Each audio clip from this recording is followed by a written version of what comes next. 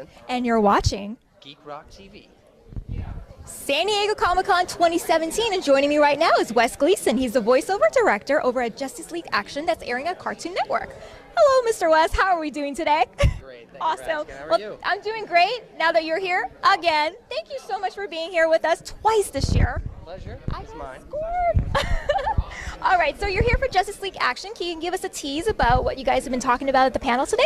Yeah, I mean, excited about these episodes they're going to show everyone. Watchtower Tours is an episode that features Booster Gold kind of getting the keys to the Watchtower and turning it into his own personal tour business. Of course. Booster wants to make $1, so he brings some unexpected visitors. Okay. Granny Goodness.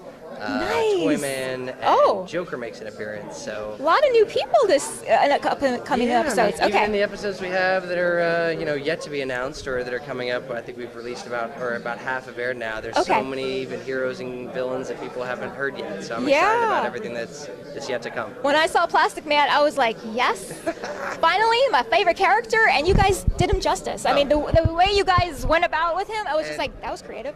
Snyder, I have to just bow and say thank you to him for, I think, as one of the directors for the episode put it, he helps board it himself because of his exuberance in the performance and just his playfulness in the character. He's such a talent. Nice. Hopefully we get to see him too here.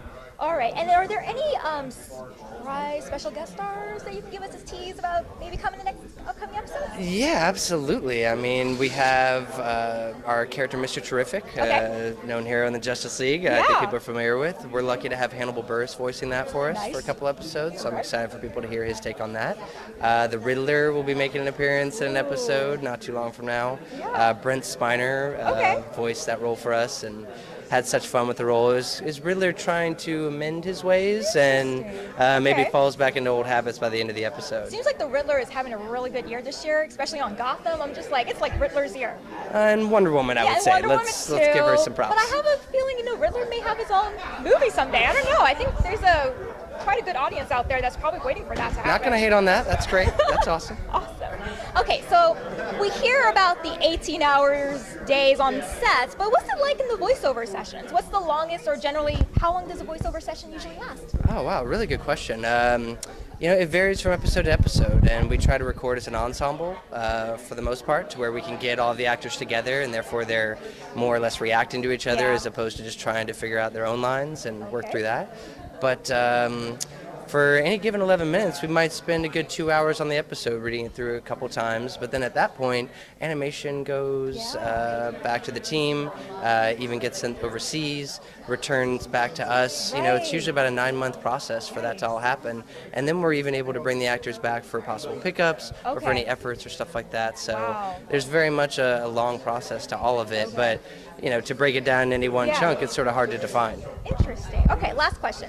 What advice do you have for people who want to go into voiceover acting, if they want to pursue this as a profession? Is there anything in the meantime they should consider doing, like put something in their portfolio, some types of classes they should take as Acting classes.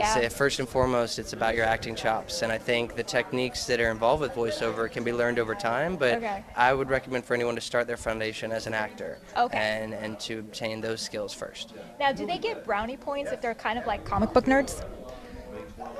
Well, brownie points, I mean, I don't know if it's that's, say, getting them a job, but as far as familiarity with the characters that are in an episode or that they might be voicing, those things do carry some weight, sure. I mean, even someone like a Patton Oswalt to come in and notice all the characters that are in his episodes when he voices Space Cabbie, and for him to have enthusiasm to actually be the first to voice Space Cabbie. I think that's the geek in him, like us all, that's enjoying that. Cool, awesome. Well, that was a pretty educational, informative interview, so thank you so much, Wes, for joining us. You're welcome. Be sure to catch Justice League Action that's airing on Cartoon Network.